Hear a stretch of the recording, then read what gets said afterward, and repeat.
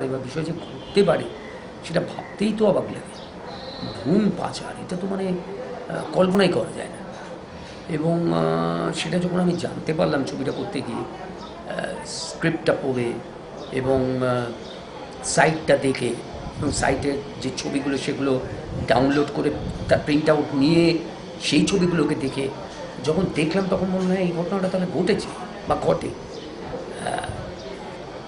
Naturally সেখান থেকে এটা আমার কাছে সাংঘাতিক, মানে কি বলবো, উত্তেজনা, মানে সত্যি আমাকে উত্তেজিত করে তুলেছিল এই সাবজেক্টটা। তার ফলে যখন ছবিটা করবার জন্য সমীর আমাকে বলে, সমীর ব্যানার্জি, এবং স্ক্রিপ্টটা পড়ার পর আমার অসম্ভব ভালো লেগেছে। এই ধরনের সাবজেক্ট নিয়ে ছবি হওয়া তো নিশ্চয়ই জরুরি আজকের দিনে, অন্তত যেখানে এত মানে জন্ম নিয়ে এত কথা বলা হয়, সেখানে এই সাবজেক্টটা ভীষণ টাচি। এবং আমরা চেষ্টা করছি সেটাকে ঠিকঠাকভাবে রূপ দেওয়ার জন্যে। এবং এটাকে ঠিক একদম ফিচার বলবো না, মানে যে এটা ওই বিষয়টা নিয়ে একটা ডকুমেন্টারি হচ্ছে তা নয়, একটা ফিকটিশিয়াস গল্প হচ্ছে, একটা কাহিনী হচ্ছে। এটা কাহিনী চিত্রই, কিন্তু বিষয়টা ওইটাকে নিয়ে, ওই ভ্রূণ পাচারটাকে নিয়ে, সেটাকে নিয়ে একটা গল্প তৈরি হয়েছে। ছবিটা সেই বিষয়টা নিয়ে, বিষয়টা হচ্ছে ওই ভ্রূণ পাচার, কিন্তু বাকিটা সবটাই একটা কাল্পনিক গল্প, সেইটা নিয়ে হচ্ছে। মানে এটা ভ্রূণ হত্যা নয়, ভ্রূণ হত্যা নয়, ভ্রূণ পাচার। হ্যাঁ, ভ্রূণ পাচার মানে ভ্রূণ হত্যাই হলো। ভ্রূণটা যখন বার করে নিয়ে কোথাও পাঠানো হচ্ছে, সেটা তো কাইন্ড অফ হত্যাই। সেটা তো আর জ্যান্ত অবস্থা যেতে পারছে না, সেটা ভ্রূণ হত্যাই হচ্ছে এক ধরনের। কিন্তু তারপরে সেটা এক্সপোর্ট হচ্ছে সেটা গল্পের আমরা সেইভাবে নিয়ে যাচ্ছি আর কি। এবং যেহেতু আমরা সাইটে ওগুলো দেখেছি, ছবিগুলো দেখা গেছে, তো তখন আমরা গল্পটাকে সেইভাবে সাজিয়ে নিয়েছি। আমার পরিচালক সেই চিত্রনাট্য করেছে, এটা সেইভাবে গল্পটা গেছে। না, প্রথমে যখন আপনি স্ক্রিপ্টটা পড়লেন, পড়ে আপনার যে ক্যারেক্টারটার নাম ওখানে, যে লিড ক্যারেক্টার বঙ্কা, চরিত্রের নাম বঙ্কা, বঙ্কিম লাইলি। হ্যাঁ, তো আপনি যখন পড়লেন, মানে পড়ে কি আপনার তখন কি মনে হয়েছে যে আপনি মানে ব্যাপারটার সঙ্গে, ওই ক্যারেক্টারটার সঙ্গে নিজেকে প্রচণ্ডভাবে রিলেট করতে পাচ্ছেন? একেবারেই না, রিলেট কী করে করবো? এই চরিত্রটা আমি ভাবতেই পারছি না। মানে যে সাবজেক্টটা করা প্রচণ্ড কঠিন ব্যাপার, যে একটা যে সাবজেক্টটা এই চরিত্রটা ডিল করতে চায়, যে বিষয়টা নিয়ে চরিত্রটা কাজ করবে, সেই বিষয়টা সম্পর্কে আমি একেবারেই অবহিত নই। আমি ব্যক্তিগতভাবে একেবারেই অবহিত নই, এবং এই চরিত্রটাও অবহিত নয়। সেও জানে না যে এই ধরনের কাজ হয় আমাদের এখানে, সেটা সম্পর্কে সেও ওয়াকিবহাল নয়। সে যখন জানতে পারে আলটিমেটলি গল্পের শেষে গিয়ে যে এই ঘটনাটা এইটা, তখন সেও রিয়্যাক্ট করে। এবং সেই রিয়াকশানটা তার আসে ওই ছবিগুলো দেখার পর, সে ভমিট করতে আরম্ভ করে, বমি করতে আরম্ভ করে। এবং সেইটাই তার প্রতিবাদ, সে তো অন্য কোনো রাস্তা নেই তার প্রতিবাদ করা। সে বমিটা যেটা করে, সেটাই তার কাছে একটা এই বিষয়টার প্রতি প্রতিবাদ। আর এটা থেকে আপনি এক্সপেকটেশনটা আপনার কীরকম, যে এটা যখন মানুষের কাছে পৌঁছবে সিনেমাটা, এরকম এতটা, আমরা তো এটাকে একটা সাহসী পদক্ষেপ বলতেই পারি বাংলা সিনেমা। নিশ্চয়।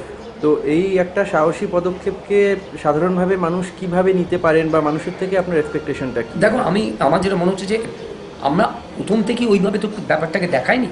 যেহেতু গল্পের চলে গেছে, অনেক হয়তো সাবজেক্টটা শুনলে শিউরে উঠবে, মাতকে উঠবে যে কী বলছে। সেটা এসছে একদম গল্পের শেষে গিয়ে। তার আগে ছবিটা পুরোটাই গল্প।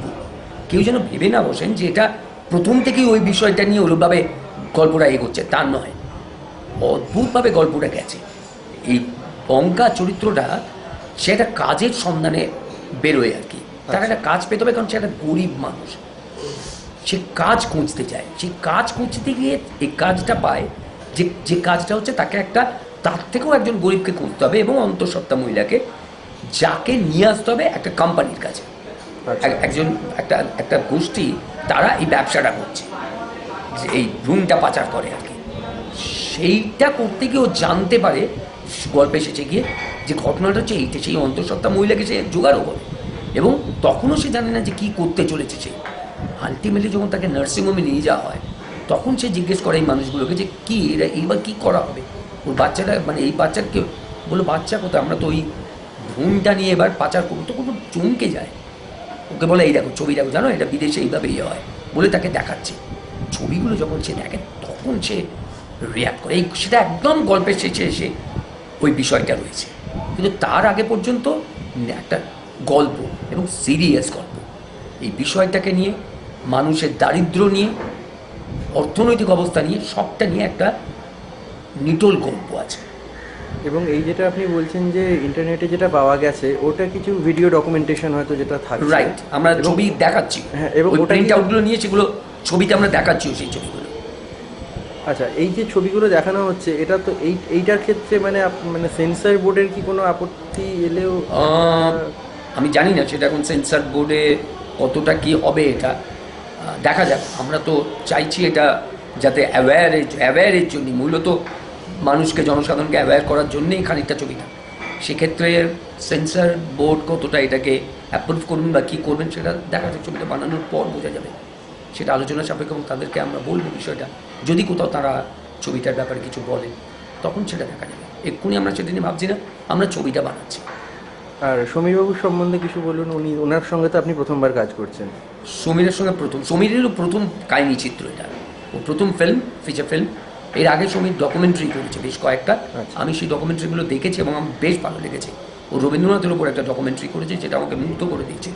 এবং সমীর আমার দীর্ঘদিনের বন্ধু, সুতরাং একটা বন্ধু প্রীতি তো রয়েইছে। আর পরিচালক হিসেবে ওকে আমি রেসপেক্ট করি ওই জায়গা থেকে, ওর ডকুমেন্টারি দেখার পর। এবং যা হয়, আবেগের বসে বন্ধু সম্পর্কে একটু বেশি বলে ফেলা হয়, আমিও একটু বেশি বলছি। সুতরাং কাজটা ভালো করছে, এইটুকু বলতে পারি। সমীরের সঙ্গে কাজ করে আই এম ভেরি হ্যাপি, খুব খুশি।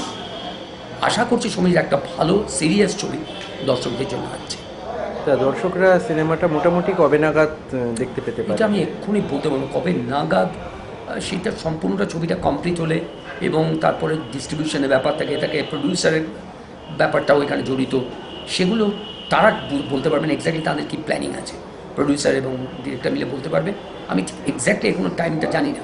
আর একটাও বলবো যে এখানে প্রডিউসারকে আমি ধন্যবাদ দেব, তাকে সাধুবাদ দেবো এই কারণে যে এইরকম একটা বিষয় নিয়ে সে ছবি করার সাহস দেখিয়েছে। অনেকে এই সাবজেক্টটা শুনলে হয়তো পিছিয়ে যেতে পারে, কিন্তু আমাদের প্রযোজক রাকেশ বলে জানি, তার একটা ভালো নাম হচ্ছে বোধহয় প্রসন্ন কুমার রায়, আমি রাকেশ বলেই তাকে জানি। রাকেশ সাহস দেখিয়েছে এই ধরনের একটা ছবি করবার জন্য, তার জন্য ওকে আমি সাধুবাদ জানাই। ধন্যবাদ।